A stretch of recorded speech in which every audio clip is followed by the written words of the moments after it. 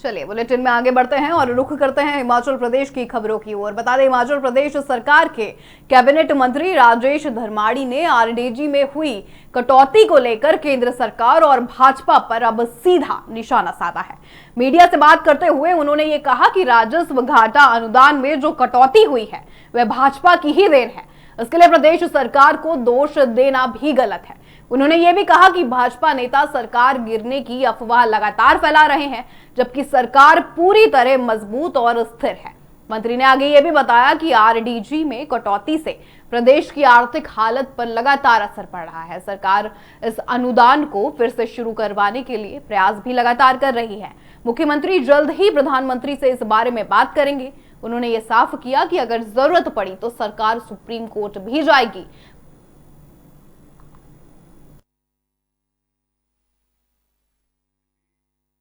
आजकल जो आरडीजी खत्म होने के बाद जो आने वाले वर्ष में यहाँ पे हिमाचल प्रदेश की आर्थिक विषमताएं जो पैदा हुई हैं और जिस वजह से काफ़ी चर्चा मीडिया के अंदर है कि भाजपा जो है वो कोशिश कर रही है कि इसकी जिम्मेवारी हमारे माथे पे बढ़ी जाए।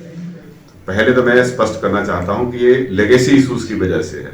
जो वर्तमान स्थिति पैदा हुई है ये लेगेसी इश्यूज की वजह से पैदा हुई है।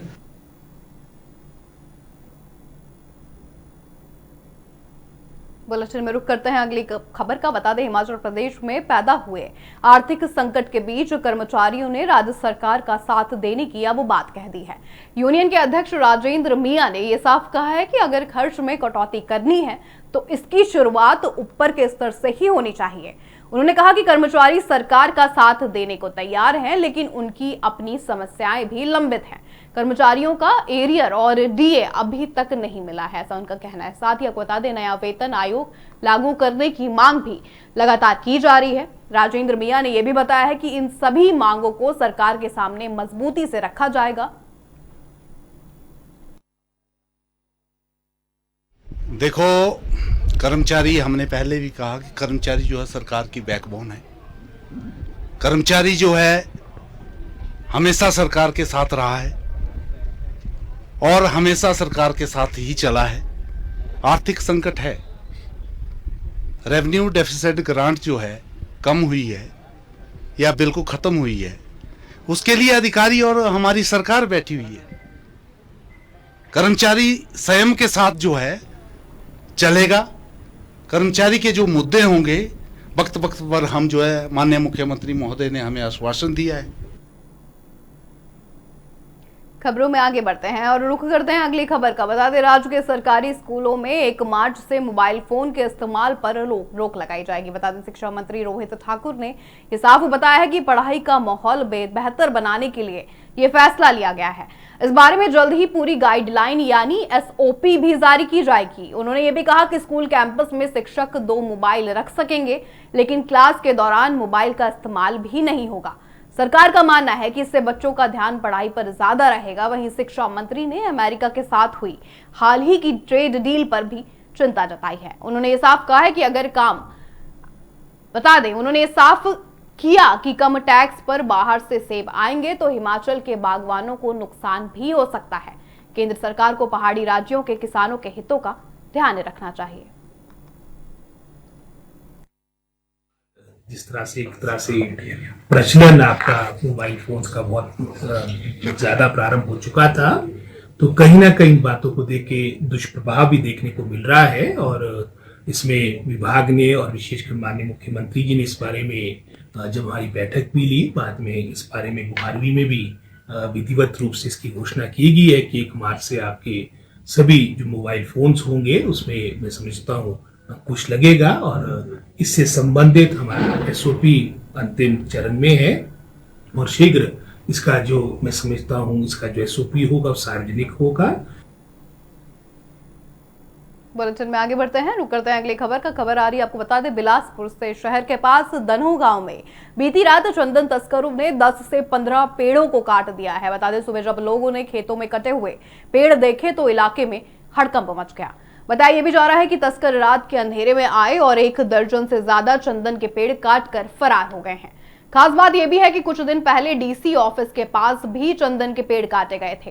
इसके बाद वन विभाग की सुरक्षा व्यवस्था पर भी सवाल खड़े हुए। स्थानीय लोगों ने मामले की जांच और सख्त कार्रवाई की भी मांग कर दी। वन विभाग का कहना है कि सूचना मिलते ही जांच शुरू कर दी गई है और दोषियों को भी पकड़ा जाएगा। लगातार हो रही चंदन चोरी से लोगों में अब डर और चिंता का माहौल लगातार बना हुआ है।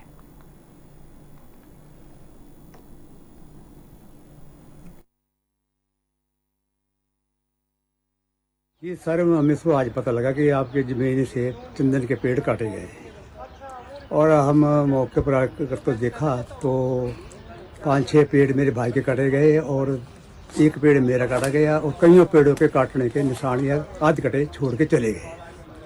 उससे मांग यही है कि हमें चोर तो ले जा रहे हैं, हमें इन पेड़ों को चंदन काटने की अनुमति दी जाए और ताकि हमें भी इसका कुछ फायदा मिल सके।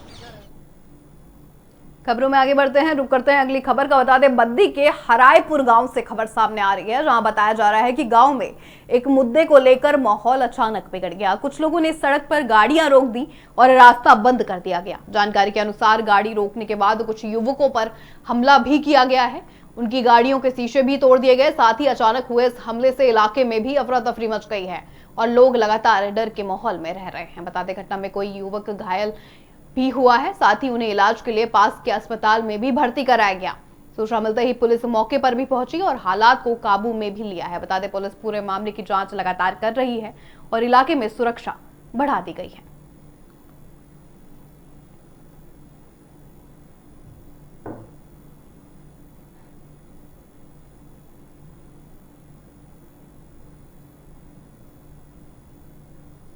बुलेटिन में आगे बढ़ते हैं और रुक करते हैं एक बड़ी खबर का। बता दें, ऊना से बड़ी खबर सामने आई है। नशे के खिलाफ चल रहे अभियान में पुलिस को बड़ी सफलता मिली। गुप्त सूचना के आधार पर आपको बता दें, ऊना पुलिस ने सीआईडी और एसटीएफ के साथ मिलकर दुसाड़ा इलाके में नाका लगाया है। चेकिंग के दौरान एक कार को भी रोका गया। तलाशी लेने पर कार से भारी मात्रा में, आपको बता दें, प्रतिबंधित नशीली दवाइयां बरामद भी हुई हैं। पुलिस ने मौके से एक व्यक्ति को हिरासत में भी लिया है, जो चंडीगढ़ के पास का भी रहने वाला बताया जा रहा है।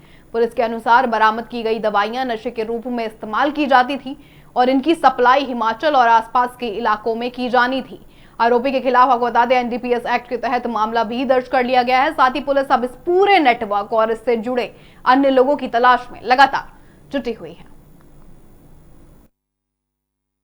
एक इंफॉर्मेशन के बेसिस पे सीआईडी, एसटीएफ और हमारी जो पीएस आपकी टीम जॉइंट रेड पे एक कार को इंटरसेप्ट की है, जिसपे भारी मात्रा में ड्रग्स मिला है, जो ट्रामाडोल और बाकी के मेडिसिन है, जिसके अभी कार्रवाई हो रही है। एंड वी आर होपफुल कि आगे का जो बैकवर्ड और फॉरवर्ड लिंक है उस पर भी कार्रवाई